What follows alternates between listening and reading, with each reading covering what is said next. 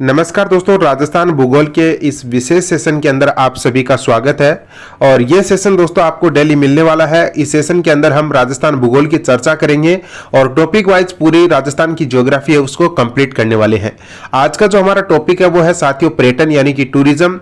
और टूरिज्म से लगातार हर परीक्षा के अंदर सवाल पूछा जा रहा है। आप बात करें चाहे राजस्थान कर्मचारी चयन बोर्ड की, राजस्थान कर्मचारी चयन बोर्ड 100% टूरिज्म से सवाल उठाता है और किसी पेपर के अंदर तो 2 से 3 सवाल भी बना लेता है। यानी यहां से सवाल पक्का आएगा और आपकी पेपर पर डिपेंड है 2 सवाल आए या 3 सवाल आए, लेकिन एक सवाल तो आप फिक्स मानकर ही चलिए। चाहे किसी भी एग्जाम की आप बात करिए, आरपीएससी की बात करें या राजस्थान कर्मचारी चयन बोर्ड की बात करें, तो एक सवाल तो यहां से फिक्स आएगा। और वेरी इंटरेस्टिंग टॉपिक है, काफी सिंपल टॉपिक है, ज्यादा कुछ यहां पर रॉकेट साइंस नहीं है, बिल्कुल सरल टॉपिक है। सबसे पहले हम बात करें पर्यटन के बारे में। पर्यटन है क्या? तो पर्यटन एक साथियों यहां पर पर्यटन है वो मनोरंजन का ही क्षेत्र है, यानी सेवा क्षेत्र का ही हिस्सा माना जाता है पर्यटन को। और पर्यटन को कहा जाता है धुआं रहित उद्योग। धुआं रहित उद्योग इसलिए कहा जाता है कि पर्यटन से किसी भी प्रकार का धुआं नहीं निकलता है, यानी कि पर्यावरण को किसी भी प्रकार का कोई नुकसान नहीं होता है। और यहाँ की संस्कृति का विदेशों में प्रचार प्रसार होता है और यहाँ के लोगों को रोजगार मिलता है और ज्यादा से ज्यादा हमें विदेशी मुद्रा मिलती है यहाँ पर। यानी कई प्रकार के पर्यटन से लाभ है, न कि नुकसान। क्योंकि लाभ किस प्रकार के, एक तो यहाँ पर हमें विदेशी मुद्रा मिलती है, जो भी विदेशी पर्यटक आते हैं तो उनसे हमें विदेशी मुद्रा प्राप्त होती है। इसी के साथ में यहाँ पर लोगों को रोजगार मिलता है उनके माध्यम से। और इसी के साथ में जो राजस्थान की सांस्कृतिक विरासत स्थल है, जो भी हम बात करें, यहाँ पर महल है, हवेलियां हैं, मेले हैं, त्योहार है, तो जो भी यहाँ की परंपराएं हैं उनका जो प्रचार प्रसार है वो विदेशों तक पहुंचता है और वहां से इंप्रेस होकर लोग यहाँ तक आते हैं। ज्यादा से ज्यादा यहाँ के स्थानीय लोगों को फायदा मिलता है और राज्य सरकार को फायदा मिलता है। तो इसलिए पर्यटन है वो एक धुआं रहित क्षेत्र भी, धुआं रहित उद्योग भी माना जाता है। अब हम बात करें पर्यटन से किस प्रकार के सवाल एग्जाम में पूछे जाते हैं। तो साथियों अभी तक की हम बात करें तो आज तक जो सवाल पूछा गया है वो सर्किट को लेकर सवाल पूछा गया है। यानी सर्किट से सवाल जरूर बनता है, इंपॉर्टेंट है। सर्किट से सवाल बन सकता है आपका आरटीडीसी के अंदर, यानी राजस्थान टूरिज्म डेवलपमेंट कॉरपोरेशन के अंतर्गत जो भी पंजीकृत होटल है उनकी लोकेशन से संबंधित आपके एग्जाम में सवाल बन सकते हैं। इसी के साथ में यूनेस्को सूची के अंदर शामिल जो भी स्थल है, जो भी दुर्ग शामिल है, तो उनसे सवाल आपके पूछे जा सकते हैं। पर्यटन क्षेत्र को ज्यादा से ज्यादा बढ़ावा देने के लिए, यहां पर विकास ज्यादा से ज्यादा करने के लिए तो पर्यटन नीतियां लाई जाती है, तो उनसे सवाल आपके एग्जाम के अंदर बन सकता है। जो भी संस्थाएं हैं पर्यटन से संबंधित, उनकी स्थापना कब हुई थी, उनका मुख्यालय कहां पर है, तो यह भी सवाल आपके एग्जाम के अंदर बन सकता है। और बजट और आर्थिक समीक्षा को लेकर भी पर्यटन से सवाल एग्जाम में बन सकता है। और जो भी राजस्थान के अंदर सांस्कृतिक विरासत स्थल है, सांस्कृतिक स्थल है, प्राकृतिक स्थल है, तो यहां से भी आपके लोकेशन से संबंधित सवाल है वो पूछे जा सकते हैं। अब हमें यह भी पता होना चाहिए साथियों कि तो वर्ष 2021 के दौरान राजस्थान के अंदर टोटल पर्यटक कितने आए थे, यानी ये संख्या एग्जाम के अंदर पूछी जा सकती है। तो राजस्थान के अंदर 2021 के दौरान, साल 2021 के दौरान जो पर्यटक आए थे वो 220.24 लाख 220.24 लाख टोटल जो पर्यटक आए थे राजस्थान के अंदर वो 220.24 लाख आए थे, जिनमें से 0.35 लाख है ये तो है विदेशी और बाकी जितने भी माइनस करके बचेंगे वो है सारे के सारे स्वदेशी। यानी 220.24 लाख पर्यटक है राजस्थान के अंदर वर्ष 2021 के दौरान आए थे। और ये सवाल एग्जाम में पूछा जा सकता है कि आर्थिक समीक्षा 2021-22 के अनुसार वर्ष 2021 के अंदर राजस्थान के अंदर टोटल पर्यटक कितने आए थे, तो ये आए थे 220.24 लाख, जिनमें से 0.35 लाख विदेशी है और बाकी जितने भी बचते हैं वो साथियों स्वदेशी पर्यटक हैं। तो ये हमें पता होना चाहिए। अब हम बात करें कि पर्यटक में कौन कौन से स्थल शामिल किए जाते हैं, तो ये आप सभी को पता है कि पर्यटन स्थलों में महल हैं, जितने भी राजस्थान के अंदर हवेलियां हैं, मेले हैं, उत्सव हैं, त्योहार हैं, हस्तकलाएं हैं, हेरिटेज होटल है, साहसिक पर्यटन, ग्रामीण एवं इको टूरिज्म है, धार्मिक पर्यटन स्थल है, ये पर्यटन क्षेत्र के अंदर ही शामिल किए जाते हैं। अब हम आगे बात करें संस्थागत प्रयास की, यानी कि राजस्थान के पर्यटन क्षेत्र को बढ़ावा देने के लिए कौन कौन से राज्य सरकार की तरफ से संस्थागत प्रयास किए गए।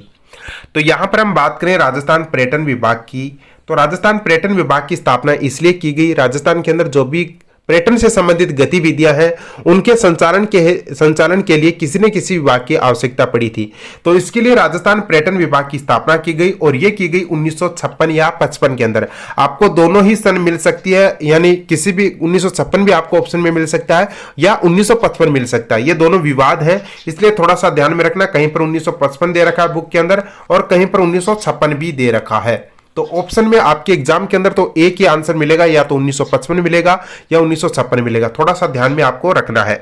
अब हम आगे बात करें तो साथियों, जो भी राजस्थान के अंदर पर्यटक आएंगे तो उनके खाने पीने की व्यवस्था, आवास हेतु व्यवस्था, यातायात यानी जो भी यातायात की व्यवस्था की जाएगी, तो उसके लिए भी एक डिपार्टमेंट की आवश्यकता पड़ी और उस डिपार्टमेंट का यानी उस निगम का नाम है राजस्थान पर्यटन विकास निगम और इसकी स्थापना होती है 1 अप्रैल 1979। 1 अप्रैल 1979।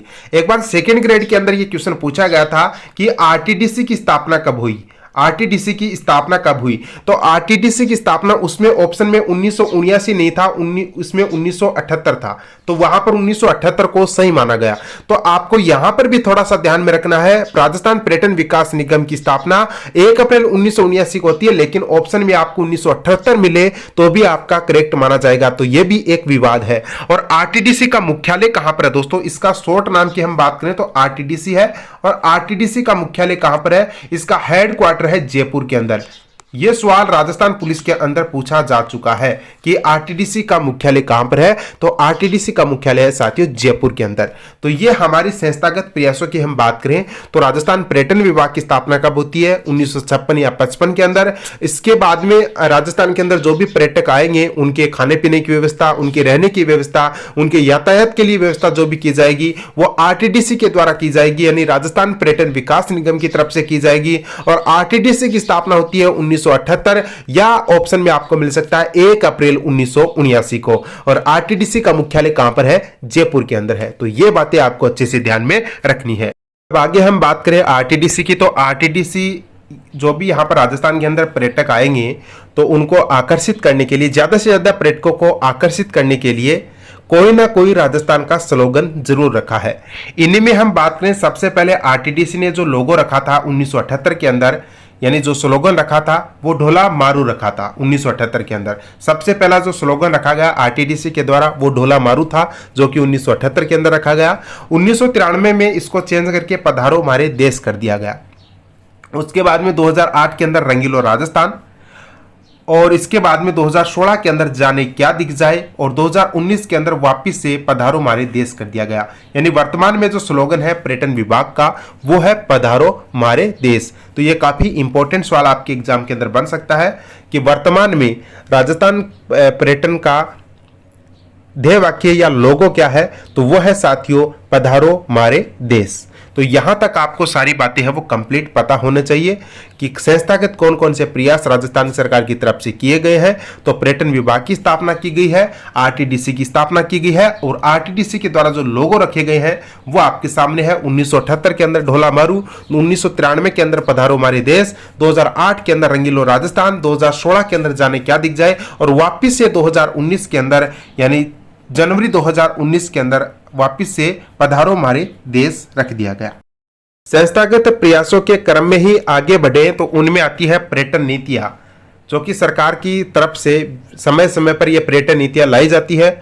यानी इस सेक्टर में नवाचार लाने के लिए, ज्यादा से ज्यादा इस क्षेत्र को बढ़ावा देने के लिए जो पर्यटन नीतियां लाई जाती है उनमें प्रथम पर्यटन नीति लाई गई थी 27 सितंबर 2001 को। 27 सितंबर को ही कौन सा दिवस मनाया जाता है, विश्व पर्यटन दिवस है, वो कब मनाया जाता है, 27 सितंबर को ही मनाया जाता है। तो ये क्वेश्चन भी अच्छा क्वेश्चन आपके एग्जाम के अंदर बन सकता है। विश्व पर्यटन दिवस का मनाया जाता है 27 सितंबर को मनाया जाता है। और नवीनतम लेटेस्ट पर्यटन नीति कब आई थी, 2020 के अंदर। ये 9 सितंबर 2020 को इसकी अधिसूचना जारी हुई थी इस पर्यटन नीति की। और इससे पहले जो पर्यटन नीति राजस्थान के अंदर काम कर रही थी वो थी 2015 वाली पर्यटन नीति। तो ये सारे सवाल आप अच्छे से ध्यान रखना, यानी सरकार की तरफ से प्रयास किए जाते हैं पर्यटन नीतियों के।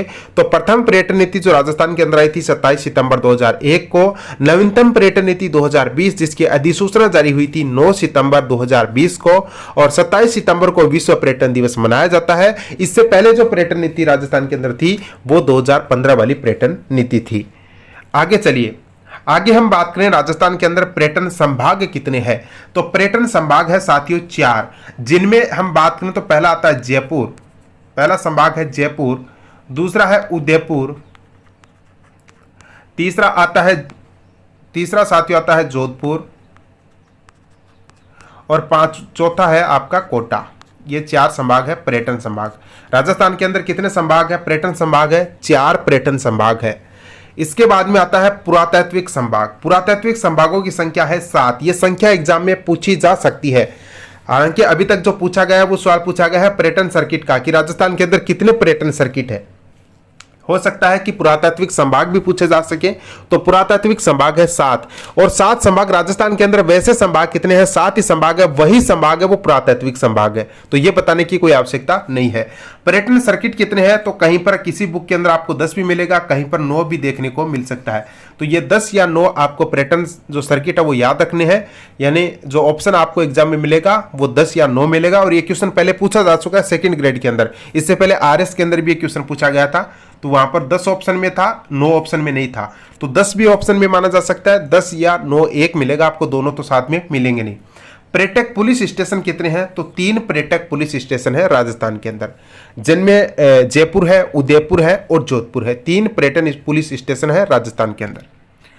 चलिए आगे बढ़ते हैं। अब साथियों यहां पर बजट 2022-23 के दौरान इस पर्यटन क्षेत्र के विकास को बढ़ावा देने के लिए क्या नई घोषणा की गई है, ये ध्यान से देख लेना। जो 10 आपके पर्यटन सर्किट है उनमें ही डूंगरपुर बांसवाड़ा पर्यटन सर्किट है। इस डूंगरपुर और बांसवाड़ा क्षेत्र में पर्यटन को बढ़ावा देने के उद्देश्य से मानगढ़ धाम, देव सोमनाथ, बेणेश्वर, गलियाकोट, अर्थनाथ, त्रिपुरा सुंदरी, कड़ाना, माही बजाज सागर, कागदी पिकअप बांध और घोटिया अंबा आदि पर्यटन एवं धार्मिक स्थलों को सम्मिलित कर वागड़ टूरिस्ट सर्किट विकसित किया जाएगा। तो ये दोस्तों याद रख लेना, क्वेश्चन वेरी वेरी इंपॉर्टेंट आपके एग्जाम के अंदर बन सकता है। यानी इस सर्किट के विकसित किया जाएगा किन किन क्षेत्रों को जोड़कर? मानगढ़ धाम, देव सोमनाथ, बेणेश्वर, गलियाकोट, अर्थुणा, त्रिपुरा सुंदरी, कड़ाना, माही बजाज सागर बांध, कागदी पिकअप बांध, घोटिया अंबा और इसी के साथ में धार्मिक जो भी स्थल हैं उनको सम्मिलित करके वागड़ टूरिस्ट सर्किट बनाया जाएगा। ठीक है, यह आपको याद रखना है। बजट 2022-23 के अंदर इसकी घोषणा की गई है। बजट वर्ष 2022-23 के दौरान एक घोषणा और भी की गई है। पर्यटन क्षेत्र में गोविंद गुरु जनजातीय विश्वविद्यालय बांसवाड़ा में 10 करोड़ रुपए की लागत से वैदिक गुरुकुल की स्थापना की जाएगी। वेरी इंपॉर्टेंट है साथियों, ये भी आपको याद रखना है। और इसी के साथ में एक आपको बात और भी ध्यान रखनी है, जो बजट आया था वर्ष 2021-22 का, इसमें पर्यटन कोष है वो आपका बनाया गया था 500 करोड़ का। कितने करोड़ का? 500 करोड़ का। अब इसको इस बजट के अंदर यानी 2022-23 के बजट के अंदर इसको बढ़ा दिया गया है और इस कोष को कर दिया गया है 1000 करोड़। 1000 करोड़ का ये कोष कर दिया गया है। तो ये क्वेश्चन तो कई बार एग्जाम में पूछा जा चुका है पिछली साल। यानी पर्यटन कोष कितने रुपए का है? 500 करोड़ का। अब की बार कितने का कर दिया है? 1000 करोड़ का इस पर्यटन कोष को कर दिया गया है। तो ये आपको याद रखना है। तो आज हम दोस्तों इतना ही पढ़ने वाले हैं। बाकी जितना भी टॉपिक बचा है वो हम कल पूरा कंप्लीट कर लेंगे और इसी के साथ में आपके एग्जाम में जो भी संभावित क्वेश्चन है उनकी हम चर्चा करने वाले हैं। तो आज के लिए बस इतना ही, मिलते हैं कल नई क्लास के अंदर। तब तक के लिए आप सभी दोस्तों का धन्यवाद।